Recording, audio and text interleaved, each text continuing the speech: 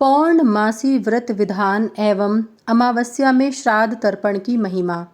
भगवान श्री कृष्ण कहते हैं, राजन, पूर्णिमा चंद्रमा की प्रिय तिथि है, क्योंकि इसी दिन चंद्रमा 16 कलाओं से परिपूर्ण होते हैं, इसलिए यह पौर्णमासी कही जाती है। इस तिथि को चंद्रमा तारा से बुध नामक पुत्र को प्राप्त कर अत्यंत प्रसन्न हुए थे। यह पौर्णमासी तिथि सभी मनोरथों को पूर्ण करने वाली है। चंद्रमा ने स्वयं कहा है कि जो इस पूर्णिमा तिथि में भक्ति पूर्वक विधिवत मेरी पूजा करेगा, मैं प्रसन्न होकर उसकी सभी कामनाएं पूर्ण कर दूंगा। व्रती को चाहिए कि पूर्णिमा के दिन प्रातः नदी आदि में स्नान कर देवता और पितरों का तर्पण करें।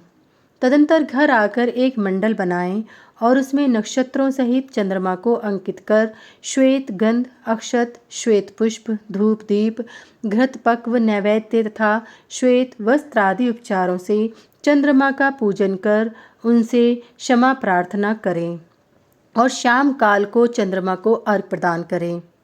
अनंतर रात्रि में मौन होकर शाक एवं तिन्नी के चावल का भोजन करें। प्रत्येक मास की पौर्णमासी को इसी प्रकार उपवास पूर्वक चंद्रमा की पूजा करनी चाहिए। यदि कृष्ण पक्ष की अमावस्या में कोई श्रद्धावान व्यक्ति चंद्रमा की पूजा करना चाहे तो उसके लिए भी यही विधि बतलाई गई है।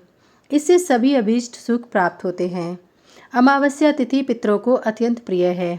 इस दिन दान एवं तर्पण आदि करने से पितरों को तृप्ति प्राप्त होती है। जो अमावस्या को उपवास करता है उसे अक्षयवट के नीचे श्राद्ध करने का फल प्राप्त होता है। यह अक्षयवट पितरों के लिए उत्तम तीर्थ है। जो अमावस्या को अक्षयवट में पितरों के उद्देश्य से श्राद्ध आदि क्रिया करता है, वह पुण्यात्मा अपने 21 कुलों का उद्धार कर देता है। इस प्रकार 1 वर्ष पर्यंत पूर्णिमा व्रत करके नक्षत्र सहित चंद्रमा की सुवर्ण की प्रतिमा बना करके वस्त्राभूषण आदि से उसका पूजन कर ब्राह्मण को दान कर दें। व्रती यदि इस व्रत को निरंतर न कर सके तो एक पक्ष के व्रत को ही करके उद्यापन कर ले।